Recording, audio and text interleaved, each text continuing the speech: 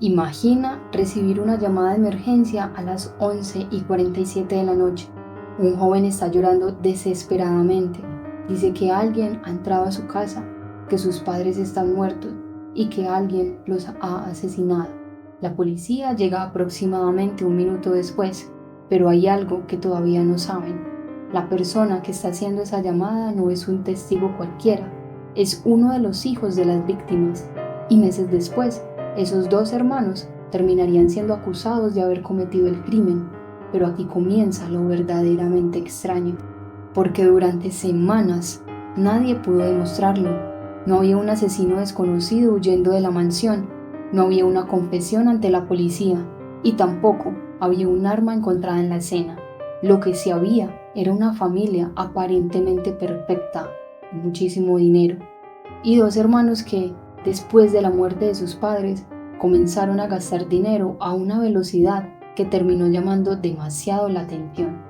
Esta es la historia de Lyle y Eric Menéndez, y lo que parecía ser un brutal asesinato por dinero terminaría convirtiéndose en uno de los juicios más polémicos de Estados Unidos. José Menéndez había conseguido construir una vida que desde afuera parecía extraordinaria. Era un importante ejecutivo de la industria del entretenimiento y vivía con su esposa, Kitty, y sus dos hijos en una lujosa mansión de Beverly Hills. Lyle tenía 21 años, Eric tenía 18. Dinero, educación, una casa enorme y un futuro aparentemente asegurado. Pero detrás de esa imagen existía una familia profundamente complicada. Décadas después, durante sus juicios, los hermanos describirían una infancia marcada por una enorme presión ejercida por su padre y, especialmente, por una acusación de abuso íntimo, físico y psicológico. La defensa construiría un caso alrededor de esas acusaciones, pero en agosto de 1989 todavía no existía un juicio, todavía no existía una investigación contra ellos, y aparentemente nadie imaginaba lo que estaba a punto de ocurrir. Aquí aparece uno de los primeros grandes giros. El 18 de agosto de 1989, apenas 2 días antes del asesinato, los hermanos comenzaron a buscar armas. Según el testimonio que posteriormente dio Eric, primero acudieron a una tienda en Santa Mónica buscando armas cortas, pero terminaron viajando hasta San Diego. Allí adquirieron 2 escopetas Mossberg calibre 12 en una tienda Big Five. Las armas costaron aproximadamente $213,99 cada una. Y hay un detalle todavía más extraño. Para realizar la compra se utilizó la identificación de un antiguo compañero de Princeton de Lyle, Donovan Gondreau, quien posteriormente afirmó que su licencia había sido robada y que él no había realizado aquella compra. Los hermanos sostendrían posteriormente que necesitaban las armas porque tenían miedo de sus padres. La fiscalía tenía una interpretación completamente diferente.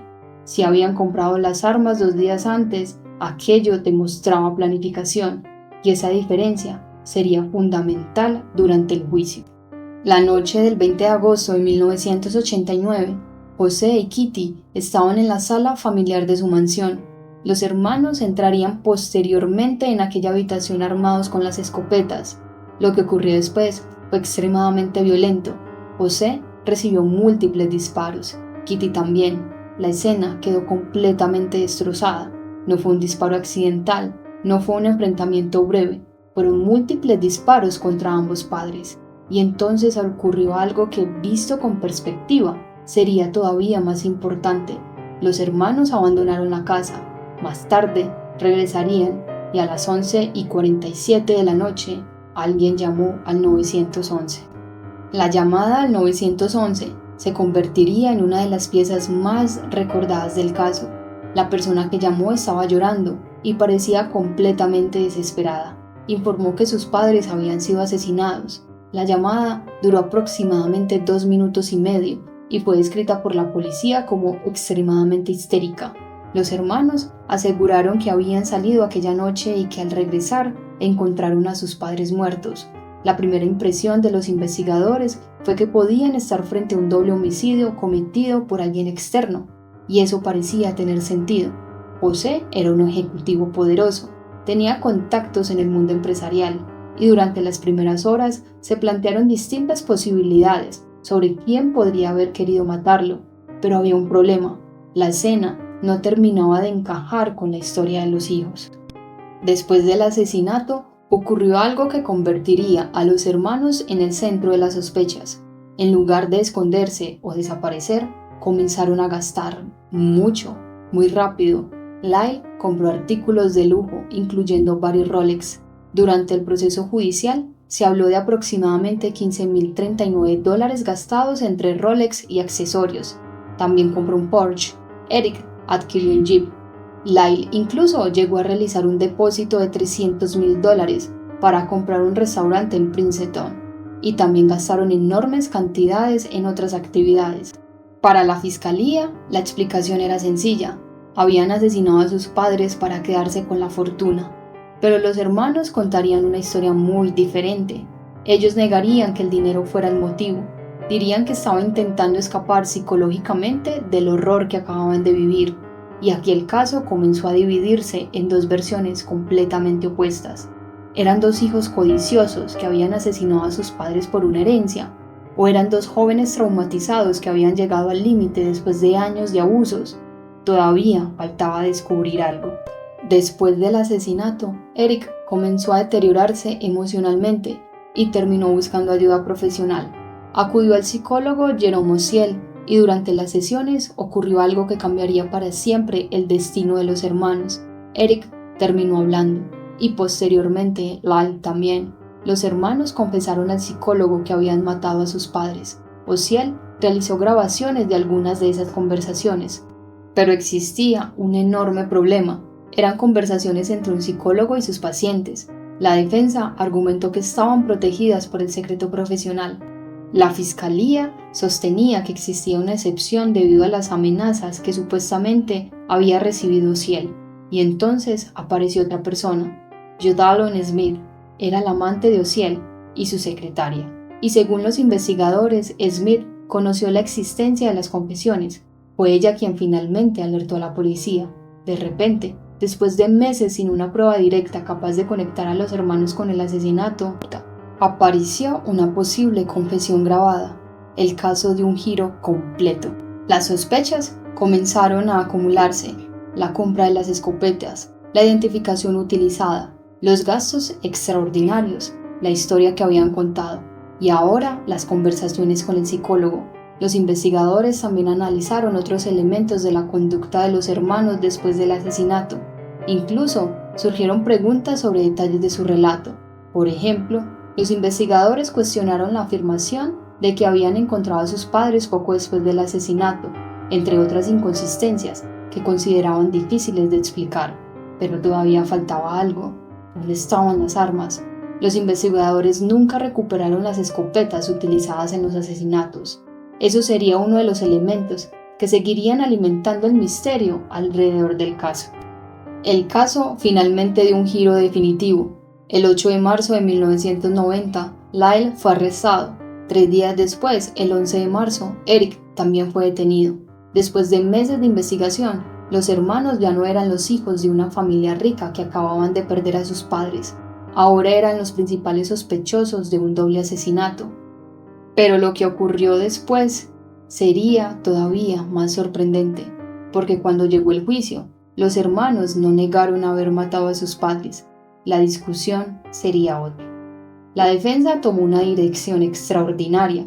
Lyle y Eric admitieron haber participado en los asesinatos, pero dijeron que no lo hicieron por la herencia. Su explicación era que habían vivido durante años bajo el temor de su padre. Eric afirmó que había sufrido abuso íntimo desde una edad temprana. Lyle también relató episodios de abuso, y los hermanos aseguraron que su madre conocía parte de lo que ocurría y no los protegió. Según su versión, durante los días anteriores al asesinato, el miedo había llegado a un punto extremo. Lyle afirmó que confrontó a su padre sobre los abusos, y los hermanos sostuvieron que temían que sus padres fueran a matarlos para impedir que revelaran lo que estaba ocurriendo. La fiscalía rechazó esa interpretación. Para los fiscales, los hermanos habían preparado cuidadosamente el asesinato y posteriormente habían intentado beneficiarse económicamente. Y aquí apareció la pregunta central del juicio. ¿Fue un asesinato premeditado por dinero o una reacción extrema de dos jóvenes que creían estar en peligro? El primer juicio comenzó en 1993. El caso fue televisado y se convirtió en un fenómeno nacional. Los hermanos testificaron, hablaron de los supuestos abusos. El país entero comenzó a discutir si sus testimonios eran creíbles, pero los jurados no consiguieron llegar a una decisión unánime. El primer proceso terminó en mistrial. No había una condena definitiva y parecía que el caso todavía podía terminar de muchas maneras, pero la fiscalía decidió volver a intentarlo. En el segundo juicio, la estrategia fue diferente. Los fiscales insistieron todavía más en la planificación, las armas compradas antes del crimen, la utilización de una identificación ajena, los gastos, los Rolex, los vehículos, el restaurante y sobre todo la conducta posterior al asesinato. La fiscalía quería que el jurado viera una secuencia: comprar las armas, matan a sus padres, reciben la posibilidad de heredar, comienzan a gastar. Para la acusación, aquello no era una reacción desesperada, era un plan.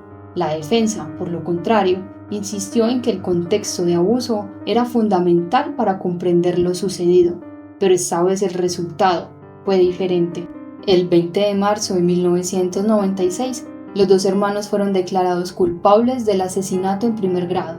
También fueron encontrados culpables de conspiración y se determinaron circunstancias especiales relacionadas con el crimen. La posibilidad de recibir la pena de muerte estuvo sobre la mesa. Finalmente, en julio de 1996, fueron sentenciados a cadena perpetua sin posibilidad de libertad condicional.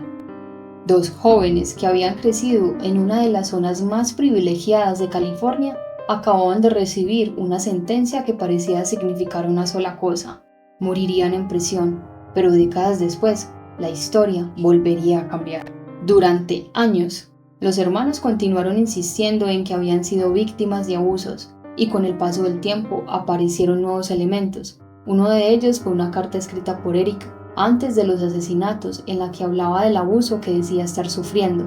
También surgieron nuevas alegaciones relacionadas con el cantante Roy Rosselló, quien afirmó haber sido abusado por José Menéndez cuando era menor.